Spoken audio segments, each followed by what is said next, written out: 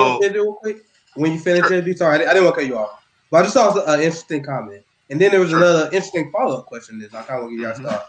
I didn't mean to cut you off, brother, but I think there's an interesting little tidbit here. He said, I have a theory. This is from Kami Hilliger on YouTube. He said, I have a theory that January 6th, the insurrection or whatever, did work. It scared the left in Congress to the point where they are unwilling to fight for leftist cause. Amen. Then there was a follow-up, but I'm gonna give you guys thought on that. And there's another follow-up from Luke Willing. He said Trump and the insurrection is being used by the Democrats the same way Republicans use 9/11. Amen. Exactly. To justify violence, and I'll pass it to you, RJ. To justify violence and silence critics who want our collective wealth spent on something better than war. Great comments. I love our community. I'll pass it to RJ. What are your thoughts? I hope I don't get our channel suspended, but I'm gonna try to. I'm gonna try to keep this clean. So, all right, no people gonna get mad at me. So it's whatever. I don't care no more. Right. This is what the right does, and they do this. They're dumbasses in general. So I'm just gonna preface that, but their tactics fucking work. So when these right-wing assholes stormed the Capitol, not only did it piss off the apolitical people who believe in decency and commonality and all that fucking bullshit, it also scared the fucking liberals because, oh my God, they're coming after us.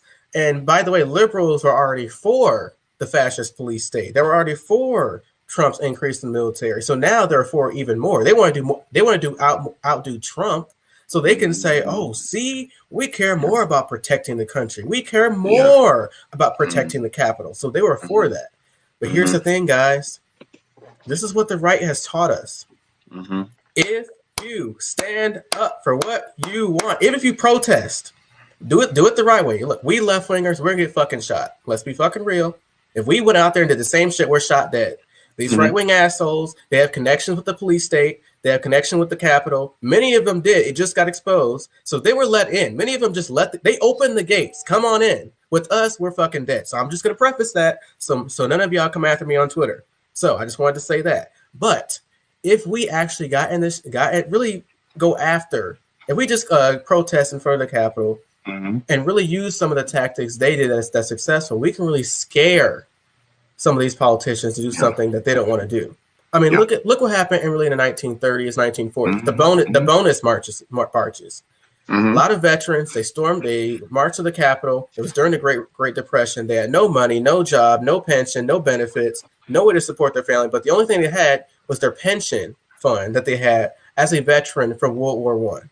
They wanted that shit now because they didn't have anything. They wanted to feed their family, right? They protested for 30 fucking days with the Union behind their back. Eventually, they got in 1945, so that was a good thing, but it was deemed successful. So what we as the left got to do is look, we do get infiltrated a lot, and we can't rely on these celebrities in general to line with us. Like, look what the right did. I mean, of course they had Alex Jones, so I'll give you that. If he's a right-wing celebrity, I'll give you that. But in general, these right-wing assholes, it's just them and their crazy family and friends out there fucking shit up, you know? So I think in general, it's very difficult in that instance to draw a direct comparison.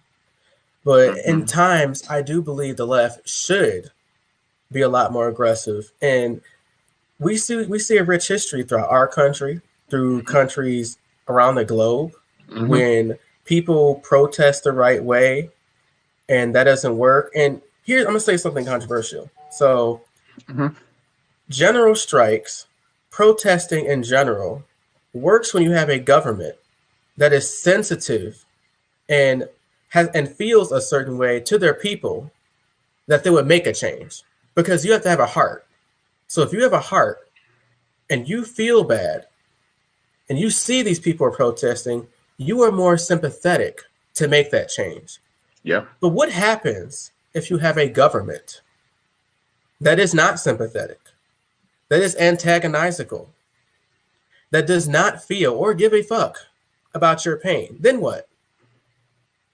They will crush you. They wouldn't give a fuck.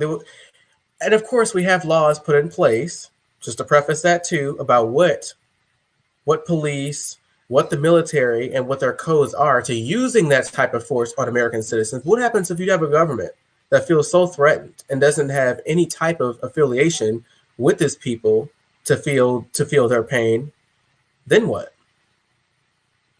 So I don't know. I don't know where I was really getting with that, but my point I'm making is that in America, the right has so much leeway in what they can get away with. And I wish the left, we could be a little bit more innovative in how we go about getting what we want as well. So that's kind of what I had to say.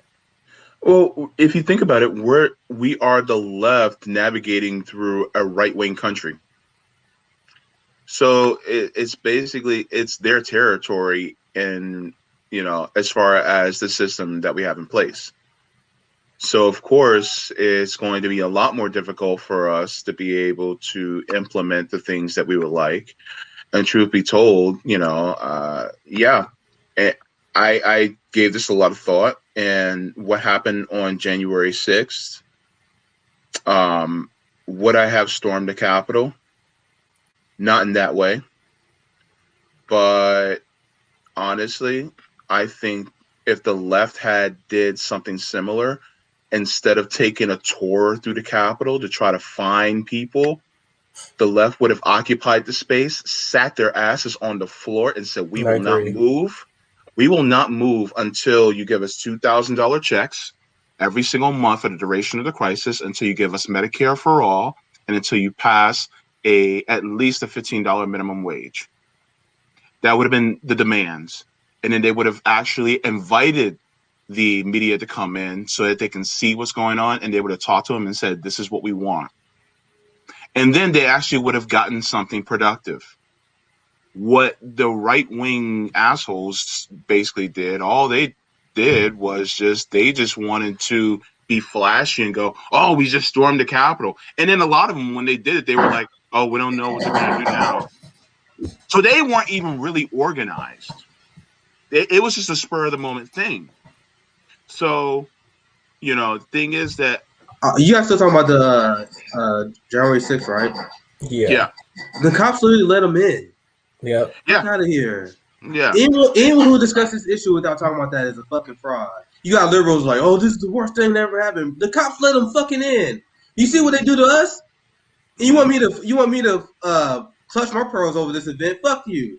The cops is literally complicit with them. So that's gonna get me in trouble. But am I wrong? The cops literally let them in. So if you are a liberal and you want me to be super up in arms about this, but you don't support defund the police after you see them team up with white supremacists, suck my dick. You literally just virtual signaling. If you that's my position right now. I'm dragging you to the left, whether you like it or not. If you don't support defund the police and you want to pretend that you outraged about stuff like this, you're a joke. You're a joke. I don't want to take you seriously. Mm-hmm. Yeah. And that's my position. Because people got mad at me when I said that. I'm like, I don't care.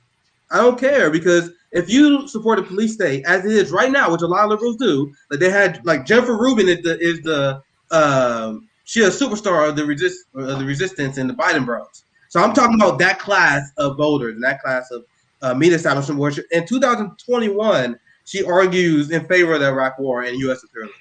These are the people I'm talking about, by the way. Yeah. Just to be clear. So, someone like Jennifer Rubin would support giant police budgets, but they want me to be outraged about this event that happened where the police were complicit with. You had a lot of former police officers and military officers who were part of this so-called insurrection, but you want us to continue to fund these people more money? Unless you actually support the actual solution to the problem, you irritate me more by talking about it.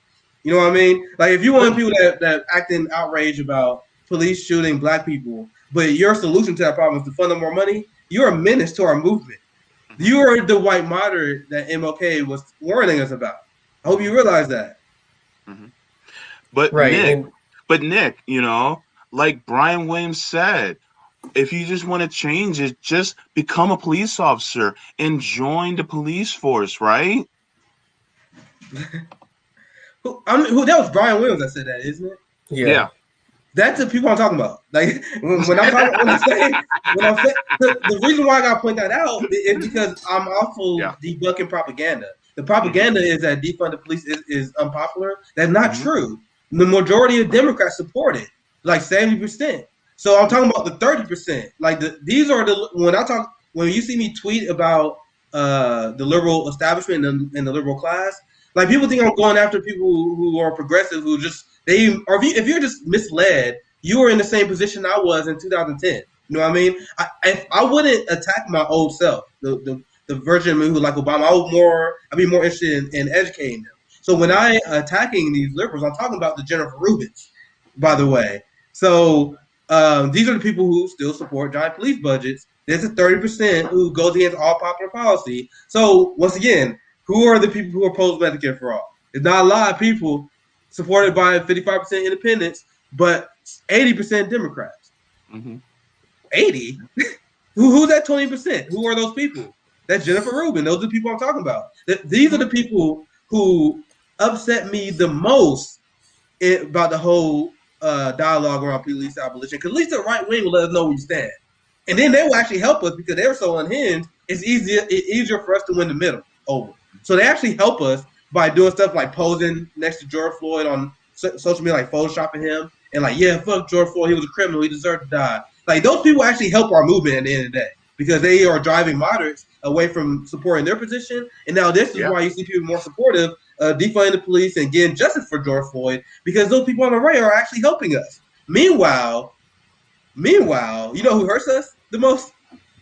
The liberals, who they put Black Lives Matter all over the profile. They support George Floyd, but then they passed the George Floyd Act. Well, they didn't pass it. I don't think it passed. But they proposed the George Floyd Act that gives more money to the police. So I explained to you how the right is ineffective, and this is why we're able to gain traction in our movement. But liberals will keep driving us back. People like Amy Klobuchar have been driving us back.